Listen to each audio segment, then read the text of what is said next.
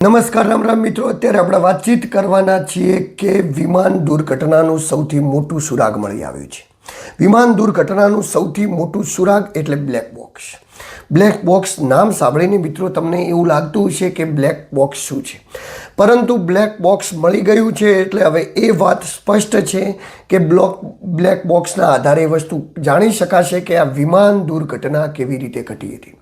પરંતુ એ પહેલાં તમને થોડું જણાવી દઉં કે બ્લેક બોક્સ શું છે, કારણ કે એ જાણવું ખૂબ જરૂરી છે કે બ્લેક બોક્સ શું છે.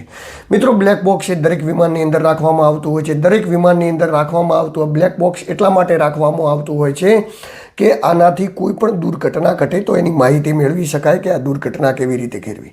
એમાં બે પાર્ટની અંદર વેચાયેલું હોય છે. પહેલો પાર્ટ એ વોઇસ રેકોર્ડ હોય છે અને બીજો પાર્ટ એ બધા વિમાનના તંત્રોને રેકોર્ડ કરતું હોય છે. પહેલો પાર્ટ એ વોઇસ રેકોર્ડર એટલે કે જે પાયલટની રૂમ, જે હું તમને બતાવી રહ્યો છું કે પાયલટની રૂમ અલગ હોય છે, ત્યારબાદ પાયલટનું કેબિન છોડી અને પેસેન્જરોનું કેબિન અલગ હોય છે. જે પાયલોટનું કેબિન હોય છે એ કેબિનની અંદર અહીંયા બેઠેલા પેસેન્જરોનો અવાજ ત્યાં સુધી પહોંચતો નથી, પરંતુ એ અવાજને રેકોર્ડ કરવામાં આવે છે અને એ અવાજનો રેકોર્ડ બ્લેક બોક્સથી કરવામાં આવે છે. બ્લેક બોક્સની અંદર જે પણ સ્ટાફ છે, ક્રૂ છે, જેમના જોડે તમારી જે પણ વાતચીત થાય છે, બધું જ રેકોર્ડિંગ એ બ્લેક બોક્સની અંદર થતું હોય છે. અને સામે બીજો જે પાર્ટ હોય છે એ વિમાનની અંદર રહેલું એન્જિન, વિમાન કેટલી ગતિએ ઊંચે જશે, કેટલી ગતિએ વિમાન ગતિ કરી રહ્યું છે, કેટલી સ્પીડ હતી, કેટલું હાઇટ ઉપર હતું, ક્યારે એને લેન્ડિંગ કરવાનું છું, એક નાની આંકડાકીય માહિતીને જ સંગ્રહવાનું કામકાજ જો કરે તો એ બ્લેક બોક્સ કરે છે. બ્લેક બોક્સની અંદર બધી જ પ્રકારની માહિતી સંગ્રહવામાં આવે છે, જેમાં વિમાનના ઉડાનથી લઈને વિમાનના ઉડાન સુધી, વિમાનને કેટલી સ્પીડે ઉડાડ્યું હતું, એટલે એનાથી ખબર પડી શકાય કે આ વિમાન જે પણ ક્રેશ થાય, દુર્ઘટના થાય, એમાં કોની ગલતી હતી. કોઈ પાયલટની ભૂલથી થયું છે, કોઈ ટેકનિકલી ખામી વિમાનમાં આવી હતી, કે કેવી પણ વસ્તુ હતી એનાથી આ થઈ શકે છે. આપ સતત જોઈ રહ્યા છો સ્ક્રીન ઉપર જે આપણને દેખાઈ રહ્યું છે એ બ્લેક બોક્સ છે.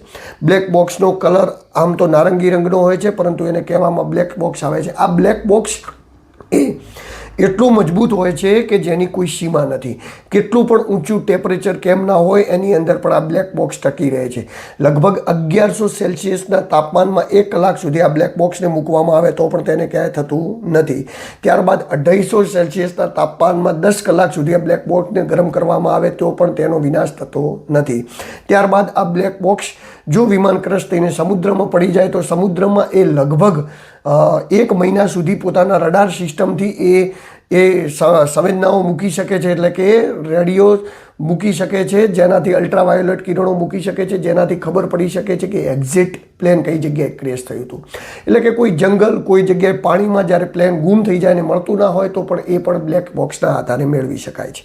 તો આ દુર્ઘટનાની અંદર, અમદાવાદની દુર્ઘટનાની અંદર બ્લેક બોક્સ મળી ગયું છે અને બ્લેક બોક્સ જે મળ્યું એની હવે ઊંડાણપૂર્વક તપાસ થશે અને બ્લેક બોક્સની અંદર બચાવવા માટે પાયલટ લોકોએ મદદ માગી હતી, નથી માગી, વિમાનમાં શું ખામીઓ હતી, કઈ ખામીના લીધે, કોઈ એન્જિનમાં ખામી હતી, શું ખામી હતી, એ ખામી પહેલેથી હતી કે એ ખામી વિમાન ઉડ્યા બાદ આવી હતી, આ બધી જ વિષયની તપાસ થશે અને તંત્ર કે જે લોકો છે એમના સામે ક્યાંક ને ક્યાંક એક્શન લેવડાશે બ્લેક બોક્સની તપાસના આધારે. તો જોવાનું રહ્યું કે હવે આ બ્લેક બોક્સના આધારે શું તપાસ થાય છે, બ્લેક બોક્સના આધારે શું માહિતી નવી મળી શકે છે, જોવાનું રહ્યું. પરંતુ અત્યારે બસ આટલું. નમસ્કાર, રામ રામ. હું છું દિલુ ચૌધરીને કોઈ પણ માહિતી મારા સુધી પહોંચતી થશે તો એ આપના સુધી પહોંચાડતો રહીશ. નમસ્કાર.